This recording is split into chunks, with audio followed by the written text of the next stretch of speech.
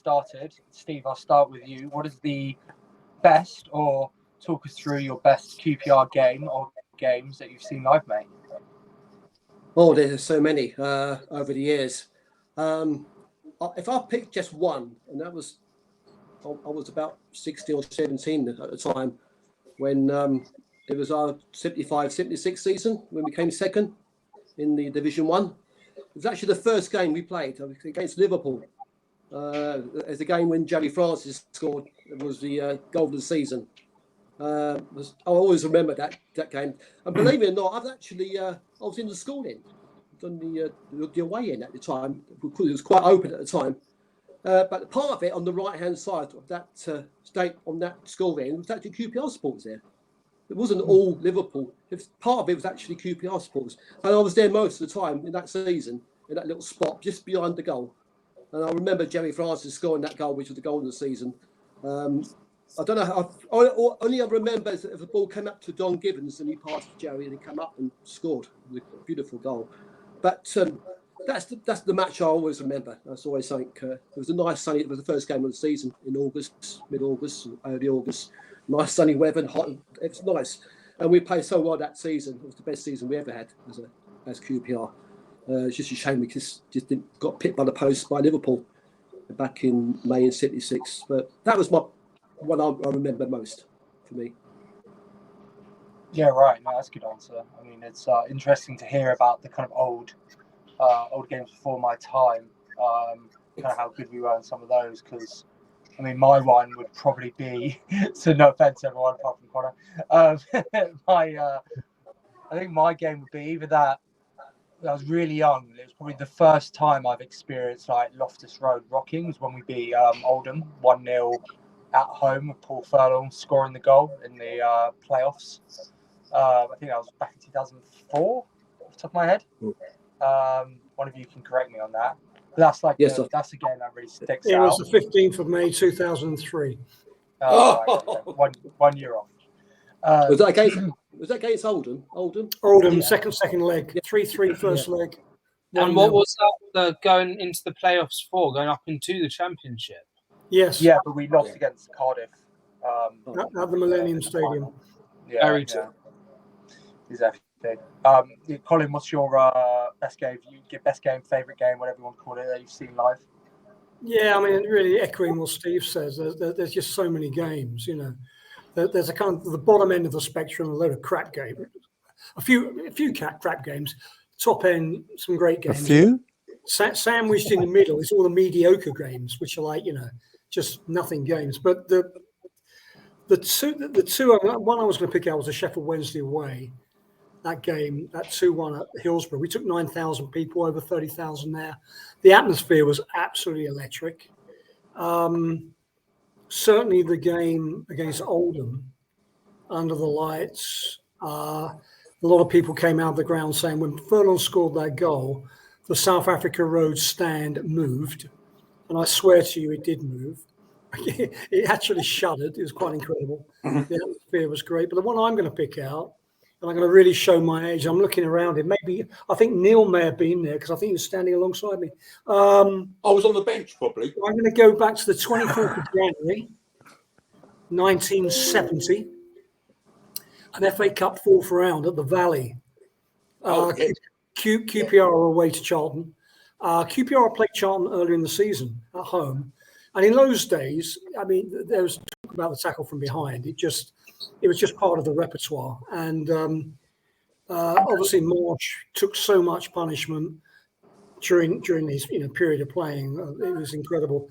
32,000 there. If you can remember, most of you don't, what the Valley was like. They had on the opposite side to where the players came up was just one huge terracing bank from one goal to the other, massive. It's just a bit cold. Full of QPR supporters. It was a really cold day. The pitch was flat but muddy. And Charlton came out and they scored 2 goals in the first 15 minutes. And Marsh was being kicked all over the place, kicked out of the game. In the second half, I don't know if because he was so annoyed about it, but Marsh just decided to take the game by the scruff of his neck. He had one of the the greatest games I've ever seen an individual QPR player play. He scored 2 goals. He laid on the winning goal for Frank Clark, and he was absolutely incredible. And I remember walking out that stadium, just on a high. It was such a fantastic game. Charlton 2, QPR 3, FA Cup 4th round. Yeah, fantastic. Because I remember those days, Charlton had a massive, great big terracing. I always remember that. Yeah. That's what it was. Yeah, massive. Yeah. Just they had a little small stand when they came out, out to the ground. But I always remember that terrace was so high and high. It was. Yes, I always remember that. Yeah, I remember it must hold about 60,000 or 70 at least in those days. Yeah, cracking. Yeah, and it just the through the years, of course, the attendances were just reduced as stadiums were rebuilt. But I remember that game so clearly, and it was a brilliant game of football. And yeah, so that's taken you back a bit. Oh, Yes. I can go further back. Oh, Go on. Right, Mansfield away. You were there, and we played football on a pitch just by Field Mill. I think there's ground called.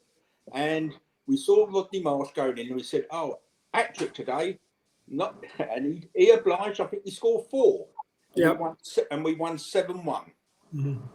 You remember that? Yeah. Yeah.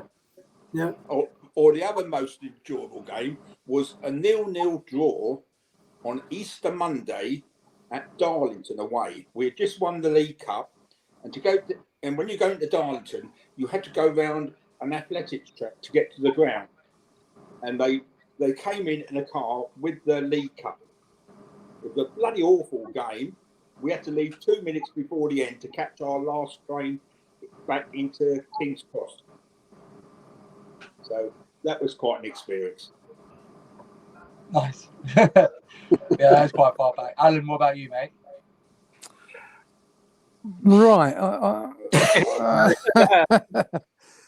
Alan, sorry. Right. We can. Oh, sorry. Did you have a parrot on top of your head a minute ago? Yeah, he's just giving me advice. Or saying double, I'll say. Yeah. Actually, Alan's in his villa in the Caribbean. Actually, He just threw through the window. I thought he was a Norwich supporter with a canary on his head. No, don't insult him by calling him a canary. Sorry, Alan. In recent times, I think the Swansea game when Adel Tabat just annihilated them, and I remember the great goal he scored, which was the angle we were at. We saw the ball bend. He had taken on, what's the captain's name? Britton, was it? Or Britain for Swansea. And he went round him once, then he went round him again, nutmegged him, and then put the ball in the top corner. And I thought that game, I think we ended up 4-0, I think. Quite right. And then over the years, you look at the Liverpool game where Jamie Mackey, we were 2-0 down and we 3-2 at the end. And I thought Jamie Mackey was outstanding that game. But I'm going to pick 2 games. I'm going to be a bit greedy. And one game, I know Neil was there and my brother was there and the late Graham Bundy was there. And we seemed to play West Ham when we were in either the 2nd division or 3rd division. We used to play West Ham in a pre-season friendly. And this is significant because there was no pressure on us. And in those days, friendlies were relatively friendly. And we played West Ham and we beat them 2-1. But what was memorable about it was that their goalkeeper, whoever he was, he kicked the ball up. And Marshy wasn't exactly known for his tackling or defending. And suddenly the ball went up. I don't know if you remember this, guys. And it bounced in front of Marshy, got in front of his player, and the ball bounced, and he pulled his shirt out, and the ball bounced up his shirt. Yeah. Right? Do you remember this? And he ran. He just ran with the ball, and everyone was looking around, going, where's the bloody ball? And even the referee was kind of looking around, and he got to the penalty area with the ball still there, looking like a pregnant football player, and he dropped the ball and volleyed the ball in the back of the net. And then there was like everyone was laughing, and what do we do now? And the referee sort of looked at his linesman, and they were thinking, well, what infringement is this? And they disallowed the goal, but we won 2-1, and just for that moment, it was great entertainment, and that's what Rodney Marsh was all about. Great entertainment. But my second one, I was 11 years of age, and the whole family, we went to Wembley, and we were 2-0 down at half time, and I was crying. And my dad said to me, "Don't worry, Rodney will do it." And we came through. And that was probably the greatest memory of any football match I've seen QPR play. But we were 2-0 down at Wembley and 3-2. Yeah. But 1967. There's 67. another 67. game, which was a reserve game, which was Rodney Marsh's return from injury.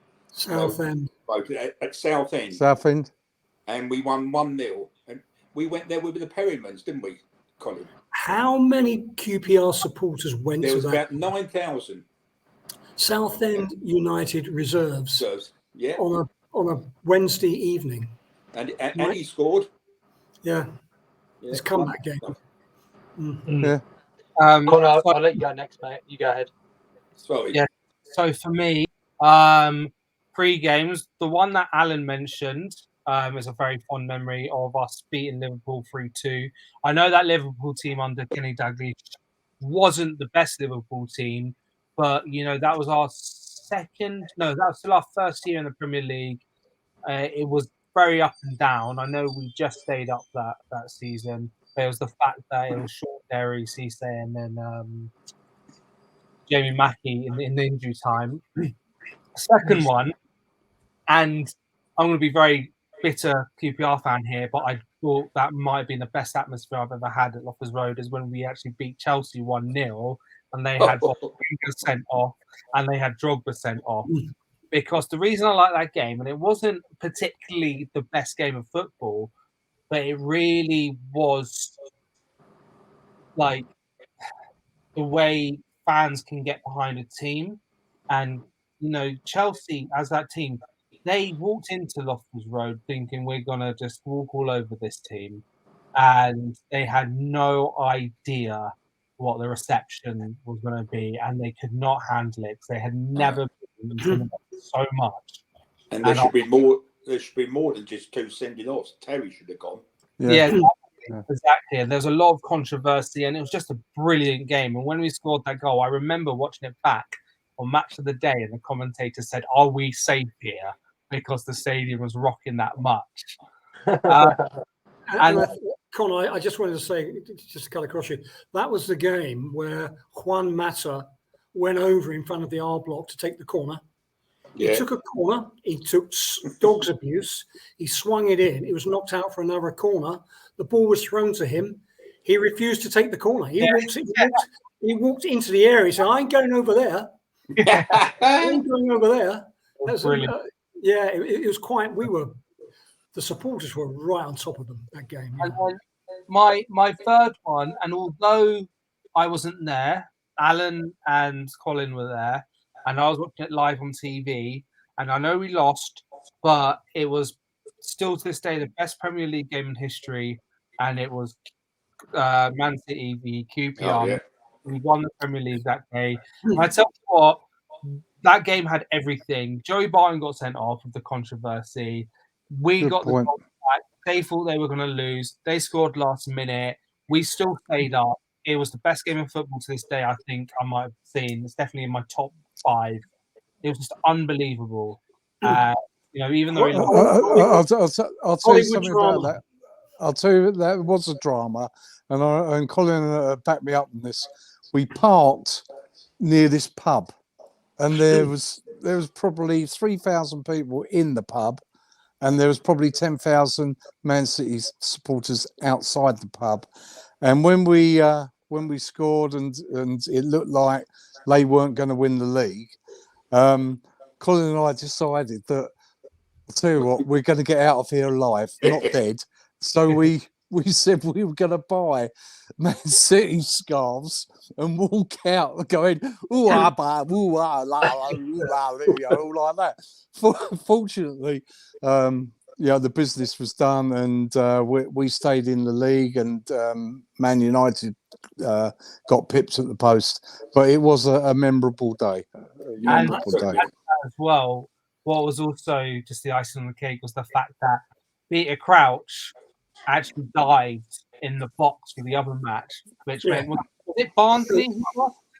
Bolton. Bolton. Yeah, Bolton lost me and we stayed up, and it was the fact that it was Peter Crouch that I don't think they actually deserved that penalty, but he's obviously an Ealing boy, a West Londoner, and he played for QPR, and I just thought that was great as well. I'll just finish off the Alan. One other thing Alan forgot to mention, but he will remember. And we were walking back down that road to the car park, and that pub was now, after the game, completely overflowing. There was a couple of pubs down that road, and we were accosted on several occasions. Yeah.